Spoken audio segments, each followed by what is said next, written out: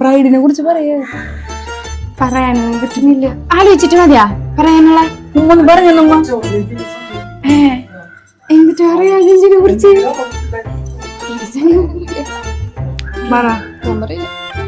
ടെൻഷനാവേ.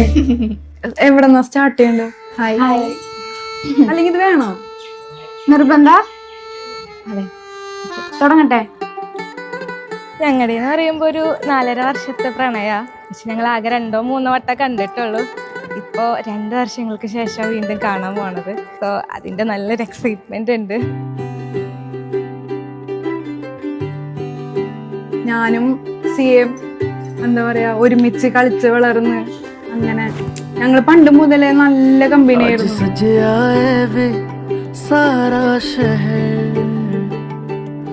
आज हो गई आवे रब दी महल हाय सजे 4.5 വർഷത്തെ പ്രണയത്തിൽ ഈ ഒരു ഡേക്ക് വേണ്ടിയിട്ടാണല്ലോ ഇത്ര നാള് വെയിറ്റ് ചെയ്തത്.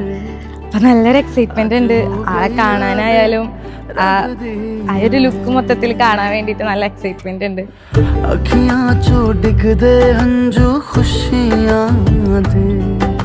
ഗ്രൂം എന്ന് പറയുന്നത് ഒരാഴ്ച മുന്നേ ഞങ്ങള് ആദ്യമായിട്ട് കാണുന്നത്. ഫോണില് സംസാരിച്ചിട്ടുണ്ട്. ആള് നല്ല കമ്പനിയാണ്, പാവമാണ്.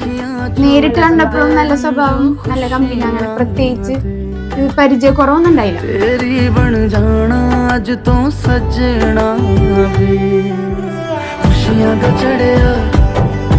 आज वेला वे सारे आने नचना सारे आने गाना वे खुशियां दा चढ़िया आज वेला वे सारे आने नचना सारे आने गाना वे. ആള് നല്ല ആക്റ്റീവാണ്. എല്ലാ കാര്യത്തിനും മുന്നിൽ നിൽക്കും. ഇപ്പൊ ഡാൻസ് കളിക്കാനാണെങ്കിലും ഞങ്ങളെ പഠിപ്പിക്കാനും എല്ലാത്തിനും മുന്നിൽ നിന്ന് ചിഞ്ചു തന്നെ ചെയ്യും. ഞാനും എന്ന് പറയുമ്പോ ഡാൻസിന്റെ ABCD അറിയില്ലായിരുന്നു. ഞങ്ങളെ പഠിപ്പിച്ച് ഇന്നലെ എന്തെങ്കിലുമൊക്കെ കളിച്ച് 1 മാസമായിട്ട് ഫുള്ളി ഡാൻസ് പ്രാക്ടീസ് തന്നെ. ഒഴിവ് കിട്ടുമ്പോ ഇവിടെ വരും, ഡാൻസ് പ്രാക്ടീസ് ചെയ്യും. അങ്ങനെ